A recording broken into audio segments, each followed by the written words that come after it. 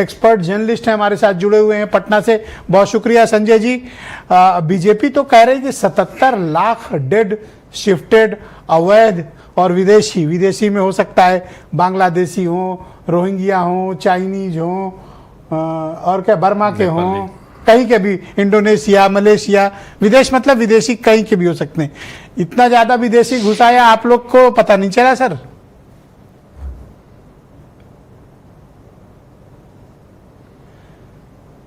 संजय जी आपने अपनी आवाज म्यूट की हुई, उसको अनम्यूट करें सर।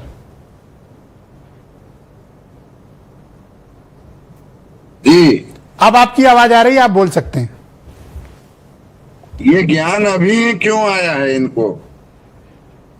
पिछले चुनाव में जो वोट मिला उससे तो मतलब इनको एमपी से लेके प्रधानमंत्री नरेंद्र मोदी तक तमाम लोगों को इन्होंने अपना मतलब जिता लिया।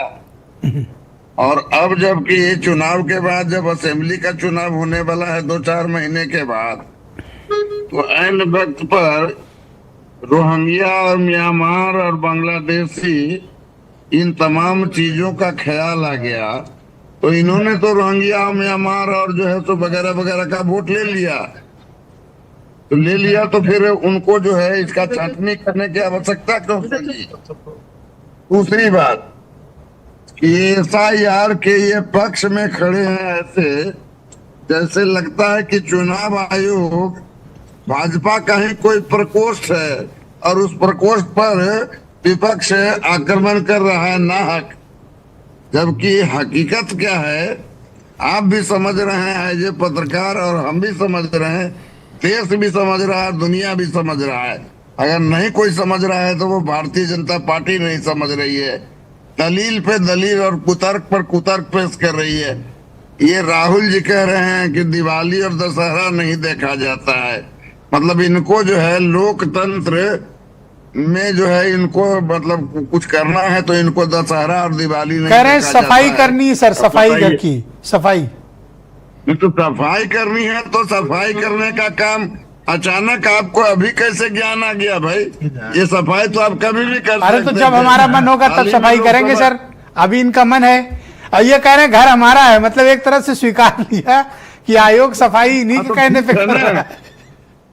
हाँ तो ठीक है ना, ये चुनाव आयोग जो है वो जो गुप्ता जी हैं, ज्ञानेश कुमार गुप्ता जी, वो भारतीय जनता पार्टी के एक विंग के वो आयुक्त हैं।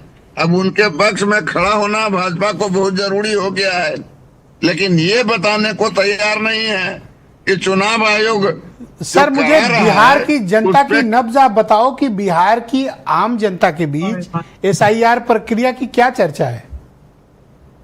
एसआईआर की प्रक्रिया की चर्चा ये है कि एसआईआर पर किसी को कोई आपत्ति नहीं है। आपत्ति इस बात की है कि वो जो 14 दस्तावेज सबमिट करने के लिए चुनाव आयोग ने जो नियम बनाए हैं उन पर आपत्ति है।